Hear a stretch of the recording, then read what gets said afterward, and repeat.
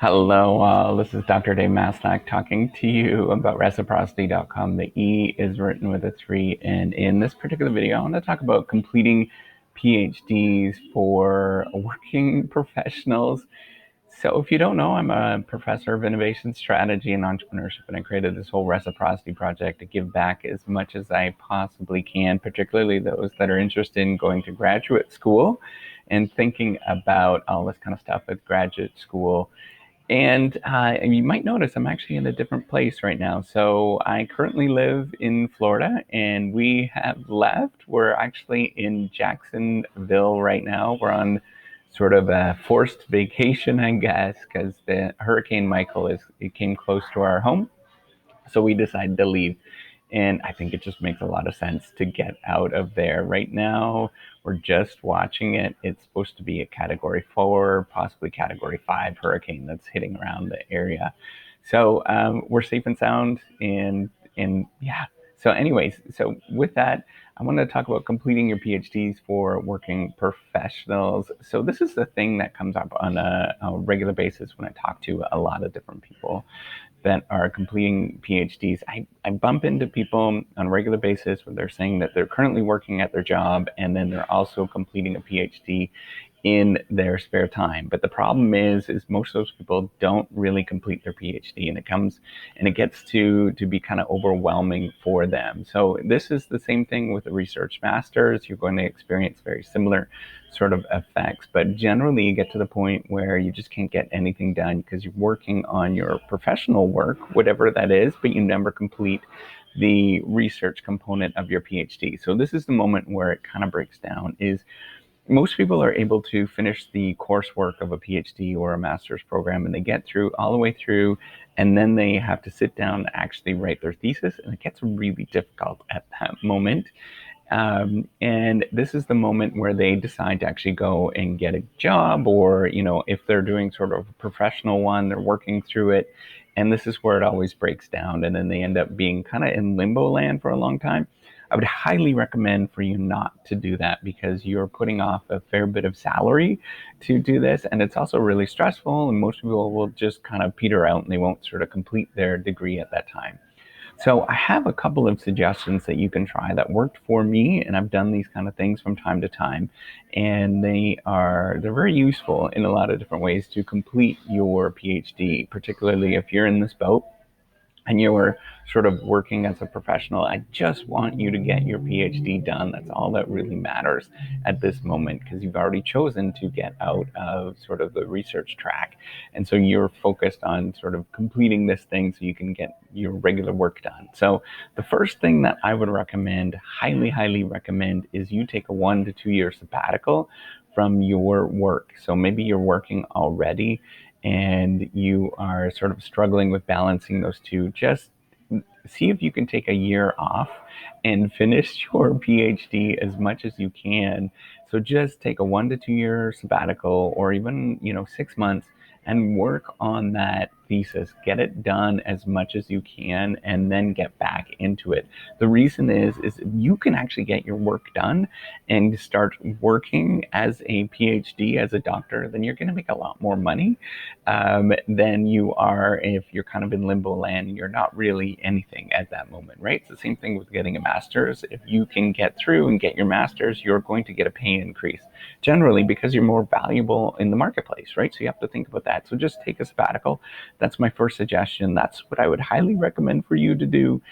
And just so you can get this darn thing done. It's going to be a little bit painful, but hopefully you can make arrangements to get all that kind of stuff done, get out the door, right? And just push that thing through. The second thing that I would consider for you to do to finish this thing, and I did this, is to do a commitment contract. Whatever that is, there's a website out there. I think it's called stick.com. It was created by, I'm blanking on the guy, but I think he's at Princeton or Yale. He was a professor in behavioral economics. And they created this sort of program that forced you to do a commitment contract. And what that is just kind of like a implicit or explicit contract that you sort of write down that if you don't complete something in X amount of time, then you will, in their case, you'll give money to a charity that you don't want to give money to. right? So it's something that's going to hurt you. Um, I don't know. It would be some terrible charity that you don't believe in, and you have to give money to that, right? So maybe you don't. I don't know. Maybe you don't like dogs, and so you have to give money to the Humane Society. I don't know. It's a good organization, but still, some people are strange that way. um, anyways, so what you want to do, and for me, this is why I'm doing these YouTube videos. If you go way back, if you go look at, if you sort of sort by history of all these YouTube videos, I actually talk about doing these YouTube videos as a commitment contract. So I continue to keep this thing and keep it going. If I wasn't sort of doing this on a regular basis, then I probably would feel a lot less committed to the sort of reciprocity project because I already put it out there. And, kind of my integrity is on the line with this. I did this with my PhD. And what I did is I created a commitment contract with a friend of mine. She was doing her PhD, and we sort of had a race. Whoever was going to get it done the first was going to go on some sort of vacation, right? Or be able to go on a vacation. So we sort of bet each other who was going to get it done first. I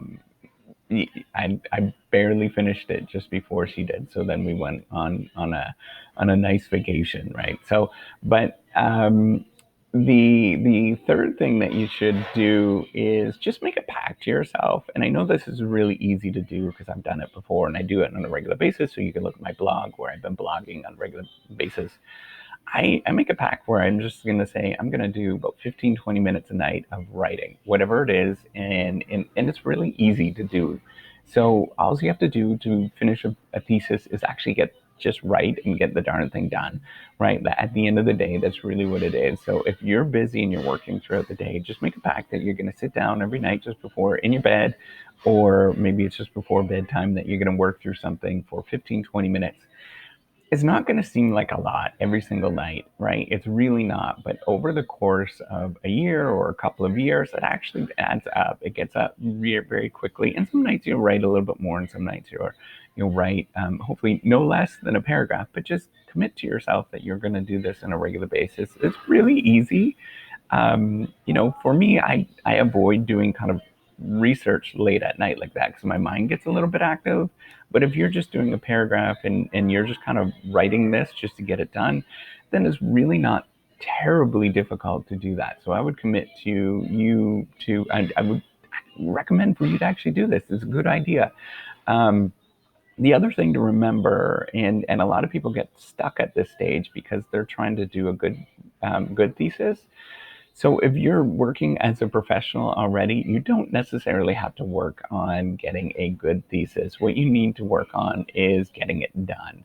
So there's a saying out there that's anybody that's working on a thesis, it's a good thesis is a done thesis. Just get it done, get it to the point where it's kind of acceptable. So this is what I would recommend. Get it to the point where it's just kind of barely acceptable. Maybe it's not even acceptable. Then once you have a whole package, you can go through and redo it and rework on different components and stuff like that if you're not satisfied. But you want to get it to the point where you're kind of done. So then, within a matter of a week or two, you can hand it in no matter what's happening, right? And so you could just hand it in, or you can sit there and polish it and work on it. But you just want to get it to the point where it's just done. And then you can work on it and strengthen it and build it up and stuff like that if you're worried about getting awards and all that kind of things. And the last thing, the fifth thing that I would do is aim for a really simple idea. And this is kind of at the beginning, but you kind of have to reassess yourself on a regular basis. Just do something very simple that's that you can get done in a manageable amount of time. If you're doing this as a side or as a working professional, the demands are not going to be nearly as at the same sort of pace as if this is going to be your career and you're wanting to be an assistant professor or a full professor someplace. So just get the darn thing done, and aim for very simple ideas that are manageable to get done in a certain amount of time. And hopefully you have good guidance in getting that thing done in time. That's really what you want to do. So if I were you and I was thinking about completing a PhD and you're a working professional, I would really work on, the first thing I would do is take a sabbatical, just get it done It's going to be a boost in your salary to get that darn thing done, whatever it is. And you'll, because you can call yourself a doctor, or that you can write MBA or master's behind your name, right? Like, or MA behind your name. It's just going to benefit you. Create some sort of commitment contract, whatever that might be. And whoever it is, right, some sort of thing that's going to get you to finish, and that there is significant stakes at the end that you'll get you to finish. Create some sort of pact with yourself that you're going to write just a little bit. That's all I want you to do. And I'm thinking in terms of behavioral modification, right? I don't want you to do not think about writing pages and pages at night. That'll never happen. I guarantee it'll never happen. I want you to write a paragraph or a sentence, just something really minor, and just get into the habit of that.